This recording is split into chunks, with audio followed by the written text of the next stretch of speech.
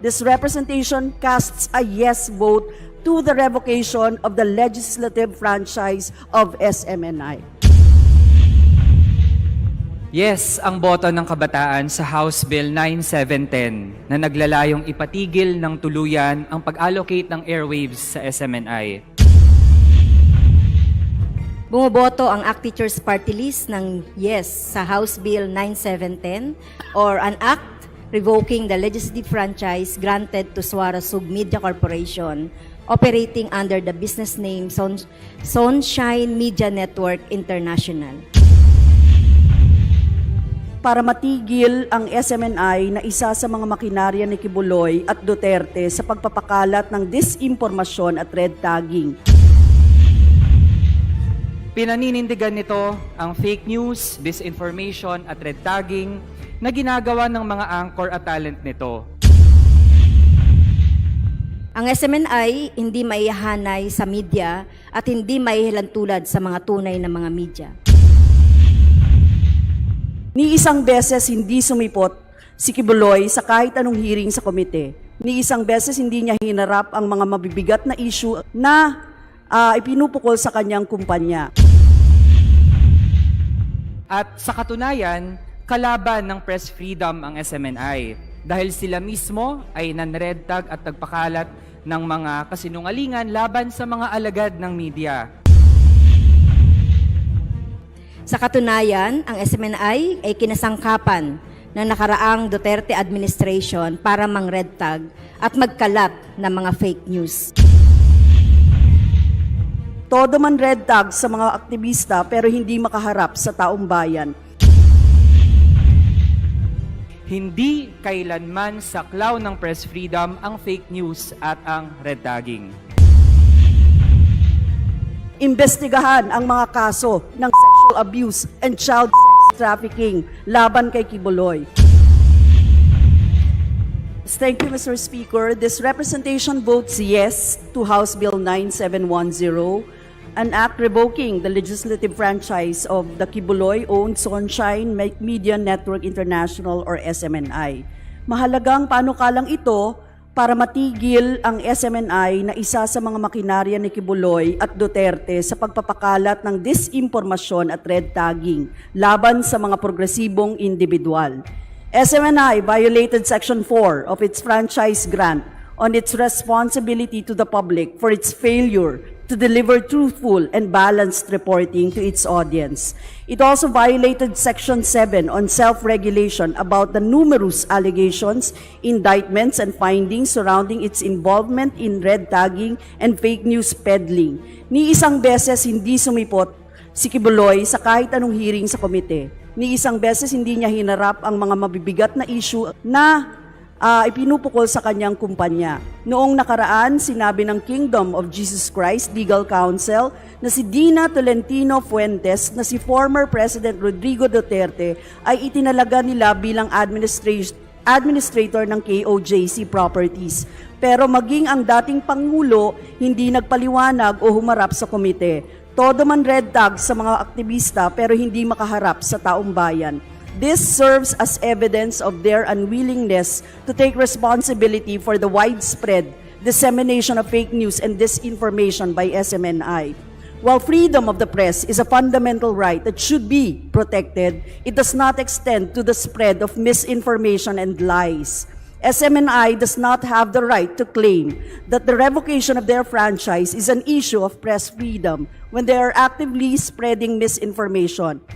Press freedom comes with responsibilities including adhering to journalistic ethics and standards of accuracy. When media outlets fail to uphold these principles and engage in the dissemination of false information, they undermine the public's trust and contribute to the erosion of democratic discourse. Therefore, the revocation of SMNI's franchise is not an infringement on press freedom, but rather a necessary measure to address the dissemination of false information. Pero isang bahagi lang lamang ito sa napakaraming krimen ni Kibuloy sa taong bayan. Ang hamon sa atin dito sa Kongreso, imbestigahan ang mga kaso ng sexual abuse and child sex trafficking laban kay Kibuloy. Ang ganitong si Kibuloy must be held accountable for the various crimes he has committed against women and children. With that, Mr. Speaker, this representation casts a yes vote to the revocation of the legislative franchise of SMNI. Yes, ang boto ng kabataan sa House Bill 9710 na naglalayong ipatigil ng tuluyan ang pag-allocate ng airwaves sa SMNI. Matapos ang maraming hearing sa Antas Komite at ang 30-day suspension ng SMNI, hindi nagpakita ng pagbabago ang istasyon na ito. Pinaninindigan nito ang fake news, disinformation at red tagging na ginagawa ng mga anchor at talent nito. Kaya walang duda na plataporma ang SMNI para sa panlilinlang at pagpapakalat ng mga kasinungalingan sa ating mga kababayan. Hindi rin dapat magkubli sa konsepto ng press freedom ang SMNI. Inabuso nito ang prangkisang iginawad sa kanila noon at sa katunayan, kalaban ng press freedom ang SMNI dahil sila mismo ay nanred tag at nagpakalat ng mga kasinungalingan laban sa mga alagad ng media na nasa mainstream man, sa alternative media o maging sa campus press. Dagdag pa, hindi dapat payagan ang pambabaluktot ng SMNI sa press freedom. Hindi kailanman saklaw ng press freedom ang fake news at ang red tagging. Sa ating mga kababayan na subscriber ng SMNI, hindi po tayo magkakalaban dito. Pare-pareho tayo naghahangad ng katotohanan, kapayapaan at kaunlaran sa bansa. Ngunit hindi iyan mangyayari hanggat may mga taong nagpoposturang alagad ng media o alagad ng Diyos, pero sa totoo ay mga alagad ng salapi at ginagamit pa ang Diyos para sindihan ang mga mapanghating naratibo at para pag-awayin ang mga Pilipino laban sa Pilipino tungo sa pagkamit nila ng pansariling interes. Sa mga ordinaryong kababayan naman natin na umaasa sa SMNI para sa kanilang kabuhayan, ang gusto nating tiyakin, magiging responsibilidad ng mga ahensya ng gobyerno ang maayos na transition para sa mga empleyado ng SMNI at titiyakin din na mabigyan sila ng sapat na media training para di na sila muli maging mga ahente ng mga nakatataas na opisyal ng SMNI na fake news peddler at red tagger. Mr. Speaker, hindi natatapos sa panukalang ito ang mga dapat nating gawin. Actually, this bill also serves as a test on the consistency of the Marcos Jr. administration in its standards and efforts against fake news and red tagging. Coordinated fake news postings are still rampant in the online world, targeting vulnerable demographics in the population to spread false versions of history and deodorize the performance of the current administration. The Filipino people and the international community must also be aware that National Task Force LCAC, chaired by the Chief Executive Marcos Jr. himself, is still conducting red tagging seminars in universities, schools, and LGU gatherings to disseminate the hateful rhetoric popularized by former President Rodrigo Duterte. NTF-ELCAC has not stopped going house to house to gather information and intimidate advocates and organizations. This puts aside the recommendation of already 2 UN Special Rapporteurs to defund this government body that perpetuates red tagging and partners with SMNI to pollute people's minds with fake news. Dahil po dyan, Mr. Speaker, again, yes ang ating boto. Bumoboto ang ACT Teachers Party List ng yes sa House Bill 9710 or an act revoking the legislative franchise granted to Suara Sug Media Corporation operating under the business name Sunshine Media Network International, repealing for the purpose Republic Act number 11422.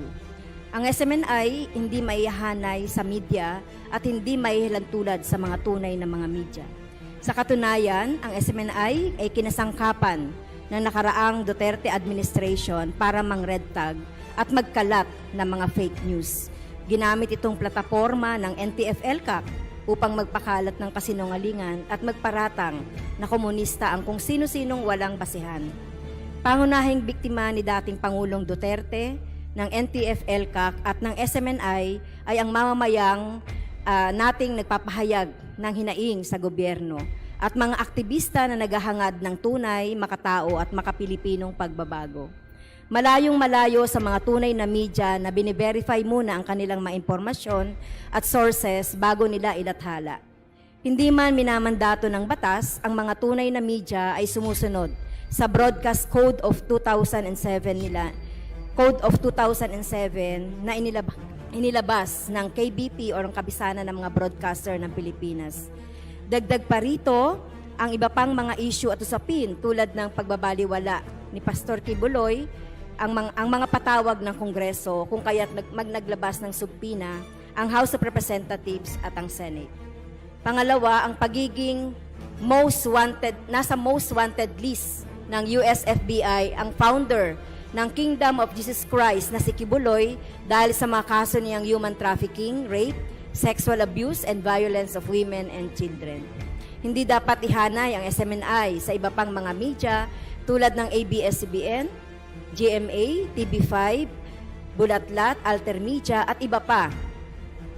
Para ba itong isang insulto sa marangal na propesyon ng tunay na media at media practitioners? Sa mga dahilang ito, bumoboto ang kinatawang ito ng yes sa House Bill 9710. Maraming salamat, Ginoong. Nagustuhan niyo ba ang ganitong pagtalakay? Mag-follow sa Informador FB page at mag-subscribe sa Informador YouTube channel. Ang Informador ay nilikha ng mga staff ni Atty. Ricky Tumutorgo, aka Insurrecto, upang lalong lumawak ang inaabot ng pagpapalaganap ng katotohanan at labanan ang fake news at kasinungalingan.